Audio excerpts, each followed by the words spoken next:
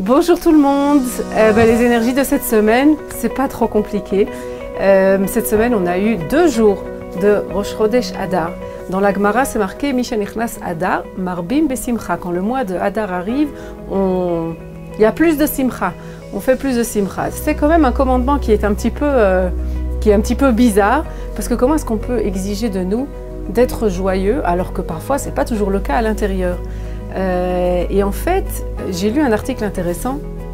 On nous parlait dans cet article de cette notion de joie. Qu'est-ce que ça veut dire ce commandement d'être joyeux? On ne peut pas pousser sur un bouton et dire allez vas-y, souris, rigole, sois de bonne humeur alors qu'à l'intérieur c'est pas trop ça qui se passe. Alors comment est-ce qu'on fait? Comment est-ce qu'on fait avec ce commandement-là?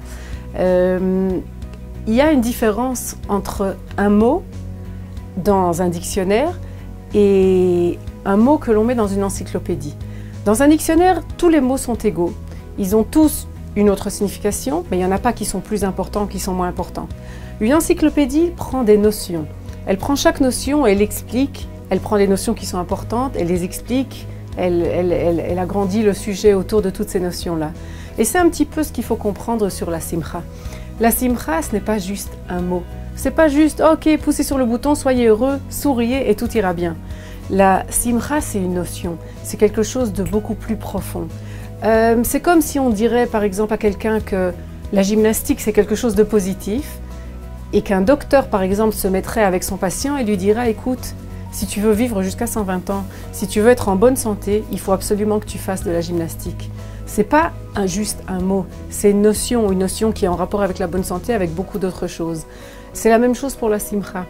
Un jeune homme qui devait juste se marier est allé voir son Rav et son Rav lui a dit « Tu dois comprendre, pour construire bien ta maison, il faut qu'il y ait beaucoup de simcha, qu'il y ait beaucoup de joie dedans. » Et le jeune homme a réfléchi, il a dit « Oui, la joie c'est très important. » Le Rav lui a répondu « Non, non, non, non, c'est pas la joie, c'est très important.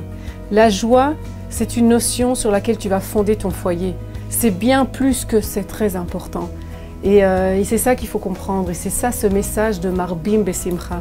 C'est qu'on doit comprendre cette notion, comprendre son importance, comprendre à quel point on ne peut pas vivre comme ça dans ce monde sans cette simcha et sans baser sur cette simcha toute notre vie et tout ce qu'on va faire au jour le jour dans les plus petits détails. Alors Bezrat Hashem, qu'on arrive tous à bien comprendre cette notion de la simcha, qu'elle nous influence beaucoup et qu'on ait pas seulement des mois de Hadar pleins de joie, mais que ça découle Bezrat Hashem sur toute l'année qui va venir, où on arrivera même à vivre sur une grande base de simcha. Alors Chodesh Tov à tous et beaucoup de simcha.